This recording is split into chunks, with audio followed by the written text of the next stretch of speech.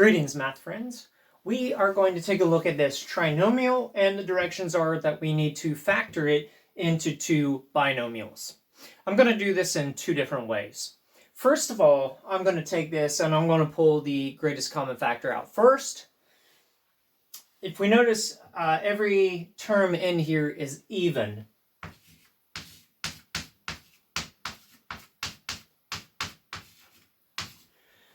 Once we factored out the greatest common factor, that leaves us 1 in the A position. These tend to be easier to solve. And looking at this, if you know the pattern, the values that we need to make factors of a trinomial multiply to give us the C value and add up to give us the B value. So I want two numbers that have these properties. So looking at -5, I need two values that add to this. And I want those same values to multiply to give me 6. Looking at it this way, most people are going to see this and they're going to realize that to get 6, I can have 2 times 3 is 6. But I need a negative number here, so we'll make both of those values negative. -2 times -3 is a positive 6, and -2 plus -3 is -5. So these are the values that we need. So the three factors that I have now of this trinomial are 2 times x minus 2 times x minus 3. The directions say I only need two binomials, so I'm just going to multiply the 2 into this binomial here to have two binomials.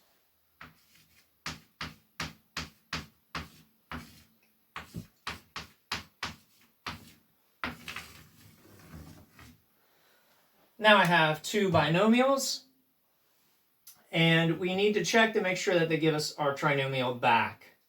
When we take 2x times x, we get 2x squared. We've got that. 2x times -3 is going to give us a -6x. We don't have that here, but if we end up with a -4x, we'll have that 10, and we get that from this term. -4 times x is the -4 that we need to add to the -6 to get -10. And then -4 times -3 is positive 12. So we've checked our answer here. This is the solution that we need. Now, some of you may have noticed that this solution is not unique. We could have multiplied the 2 by this term just as easy as we could have multiplied it by this term. You can multiply the 2 by either of the terms, but not both of the terms to get a solution. And the solution is not unique. A lot of you have memorized a formula for quadratics, which gives us the roots of a quadratic, not the factors of a quadratic, but we can use those roots to find the factors that we need. So we're going to go through that process also, since a lot of you have memorized a formula that you want to use when you see a quadratic.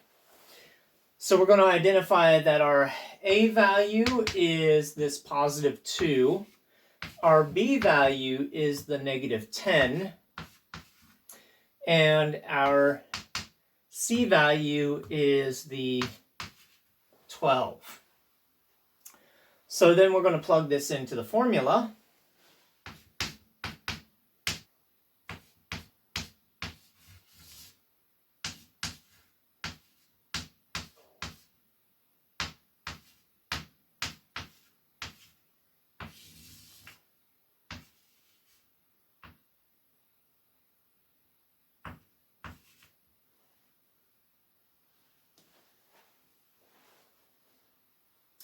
Some of you may question what I've written down here because I don't have a negative here or here.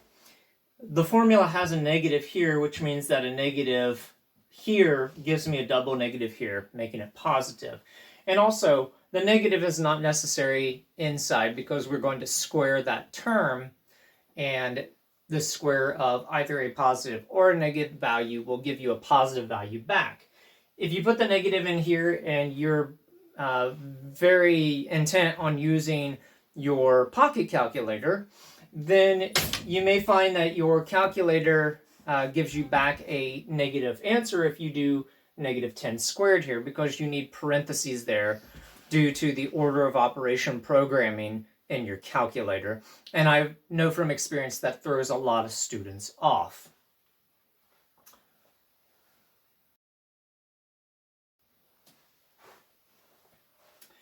As we get down to this next simplification, we square this, we multiply these, and we're going to end up subtracting inside here.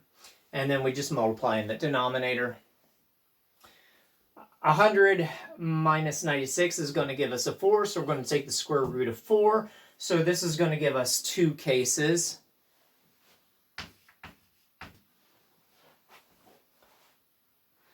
Case 1, we have 10 plus 2, the square root of the 4 here, divided by 4. So this is going to be 12 divided by 4 is 3.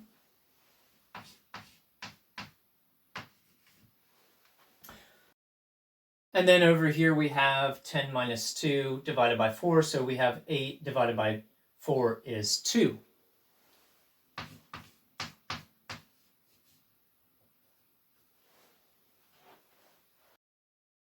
So now we end up with x equals 3 and x equals 2.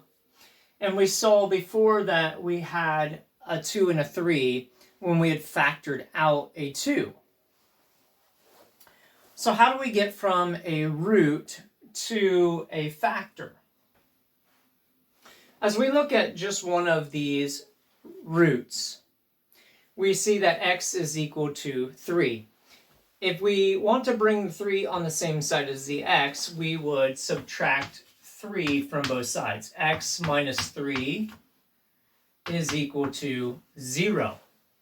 And if we do that to the other one, we would have x minus 2. These are the two terms that we had before that we multiplied together.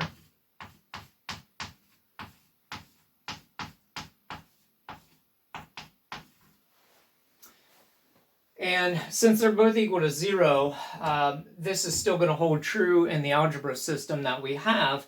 One or both of these has to be 0 to get this result. But if we multiply this, this actually doesn't give us the original trinomial that we had. We've lost part of this by doing the quadratic formula, because the quadratic formula again gives us roots, not factors. You're still going to have to do the extra step of finding the extra term that you need to multiply into this if you're going to use the quadratic formula. If you look at a graph of this, when you find roots, you're finding these zeros of a function. And we want terms that multiply together to give us a graph, but I can have more than one parabola go through these same roots.